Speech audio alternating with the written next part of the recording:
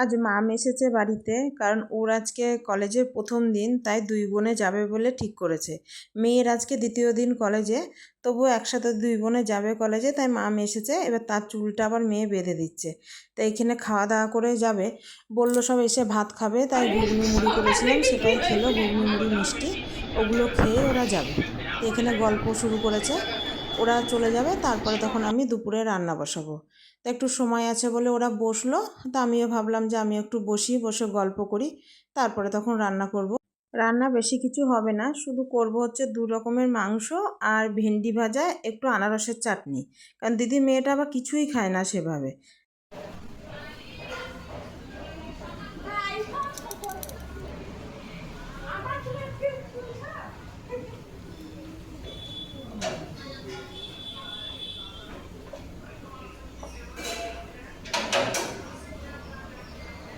ওরাও বেরিয়ে গিয়েছে, এদিকে আমার রান্নাও প্রায় হয়ে গিয়েছে, কারণ চিকেনটাও করে নিয়েছি, ওদিকে ভেন্ডি ভাজাটাও হয়ে গিয়েছে।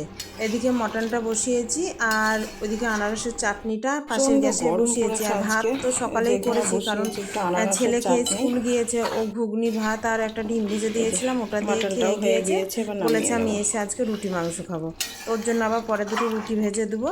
খাবার সব বেড়ে দিয়েছি, এবার ওদেরগুলো দিয়ে আসি খাবারগুলো।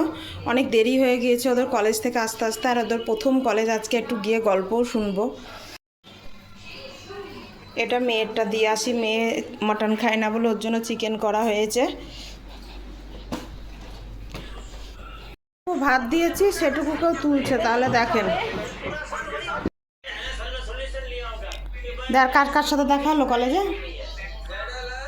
ওর একটা বান্ধবী যান, যার সাথে আমিও বসেছিলাম। আমরা আজকে এসি ক্যাফেটেরিয়ায় বসেছিলাম 1 ঘন্টা বেশি, আমরা 1.5 ঘন্টা ধরে ওখানে বসছিলাম। আর তোর বান্ধবী দুটো আসেনি এ থেকে? এসছে, চলে গেল ওরা আবার একই সাবজেক্ট মামের সাথে। আমার আজকে আরেকটা বান্ধবী হয়েছে, আগের দিন একটা বান্ধবী ছিল, আমার তো কাল দুটো বান্ধবী। আজকে তো বেশ ভালো আগের দিনকারটা তাই বকবক করে। খাওয়া দাওয়া হয়ে গিয়েছে, এবার গল্প করছে, দুই বোনে কলেজে গিয়ে মেনু কার্ড মুখস্থ করে এসছে।